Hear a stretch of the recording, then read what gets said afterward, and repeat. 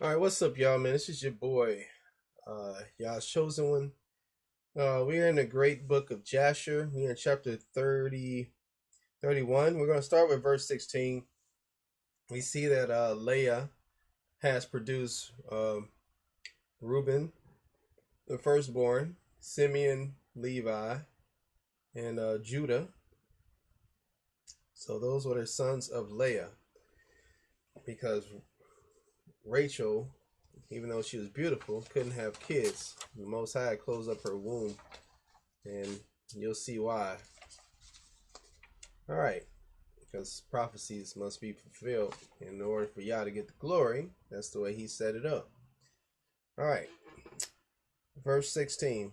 And at that time Rachel was barren, and she had no offspring, and Rachel envied her sister Leah.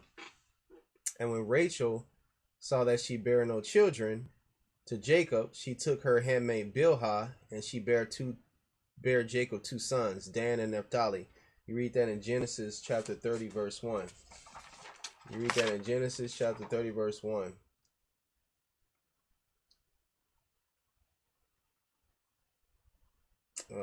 Actually, verse 1 through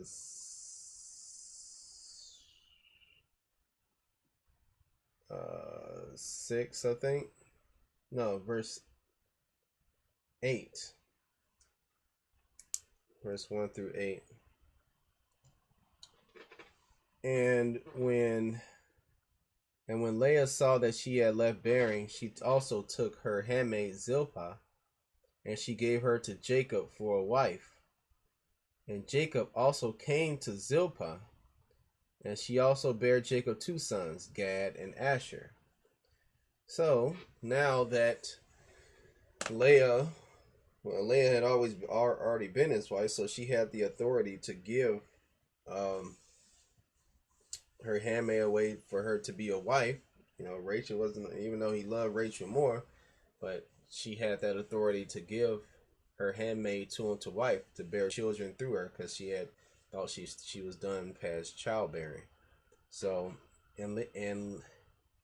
so Zilpah had Gad and Asher. That's Leah's handmaid. Just keep in mind, that she had already had that Rachel had already used Bilhah to produce Dan and Naphtali. This was to counter Leah having all the kids, so she countered with Bilhah for the two sons of Dan and Naphtali. And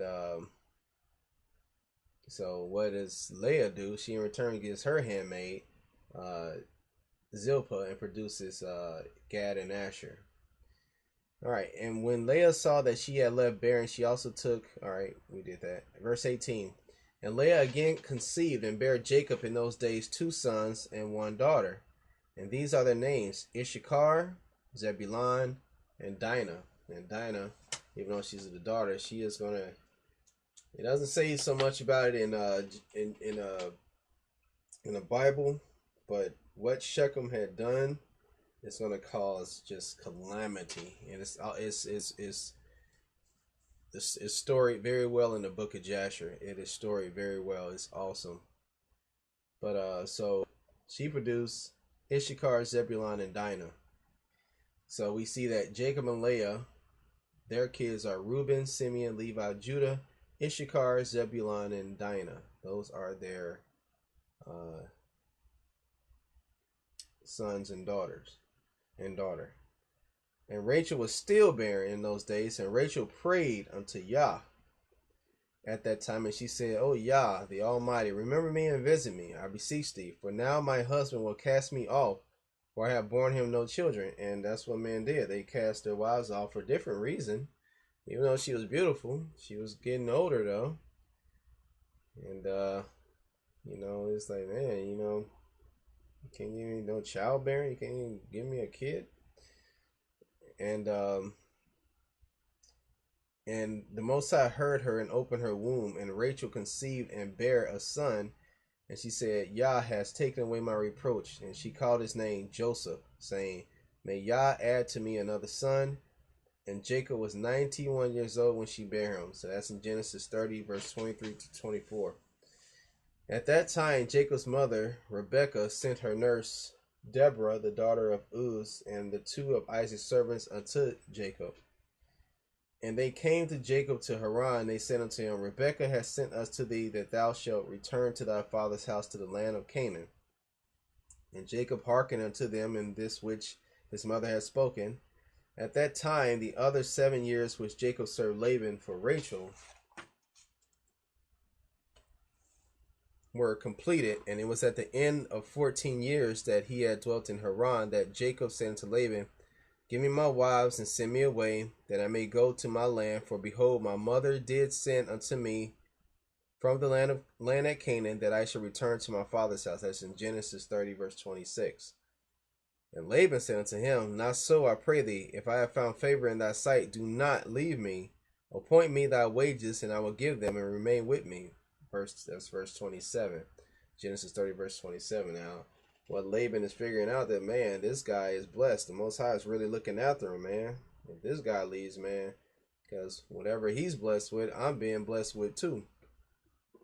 And Jacob said unto him, This is what thou shalt give me for wages, that I shall this day pass through all thy flock, and take away from them every lamb that is speckled and spotted, and such as are brown amongst the sheep, and amongst the goats. And if thou wilt do this thing for me, I will return and feed thy flock, and keep them as at first. There you go. It's verse 32. And Laban did so, and Laban removed from his flock all that Jacob had said, and gave them to him. And Jacob placed all that he had removed from Laban's flock in the hands of his sons, and Jacob was feeding the remainder of Laban's flock. And when the servants of Isaac, which he had sent unto Jacob, saw that Jacob would not then return with them to the land of Canaan to his father, they then went away from him, and they returned home to the land of Canaan. So Laban is prolonging time when, Jacob should really be getting back to Canaan. And Deborah remained with Jacob in Haran, and she did not return with the servants of Isaac to the land of Canaan. And Deborah resided with Jacob's wives and children in Haran. And Jacob served Laban 6 years longer, a total of 20 years. And when the sheep brought forth, Jacob removed from them such as were speckled and spotted, as he had determined with Laban. And Jacob did so at Laban for 6 years, and the man increased abundantly. And he had cattle and maidservants and men servants, camels and asses. That's verse 43. And Jacob had 200 drove of cattle, and his cattle were of large size and of beautiful appearance, and were very productive. And all the families of the sons of men desired to get some of the cattle of Jacob, for they were exceedingly prosperous. So he was rich. Back in the day, it wasn't currency, it was your livestock and cattle. So Jacob was rich. And many of the sons of men came to procure some of Jacob's flock. And Jacob gave them a sheep for a manservant or a maidservant, or for an ass or a camel. And whatever Jacob desired from them, they gave him. And Jacob obtained riches and honor and possessions by means of these transactions. But the sons of men and the children of Laban envied him of this honor. So now we see this envy growing inside Laban, and Jacob is only doing what he asked. And because he's being prosperous, his cattle are fat and they look good, and people want to do transactions with him. So now Laban, it's his own uncle, man. It's like, oh man, no, something ain't right, man. So Laban is hating. He's hating on his little nephew, Jacob. So that's where we're at right there. See, the envy is building up. You see the tension is mounting between Jacob and his uncle. And that's where we're going to stop. All right, this is your boy, Yah's Chosen One. And so are you. Keep the faith. Keep reading. Study to show thyself approved. Shalom.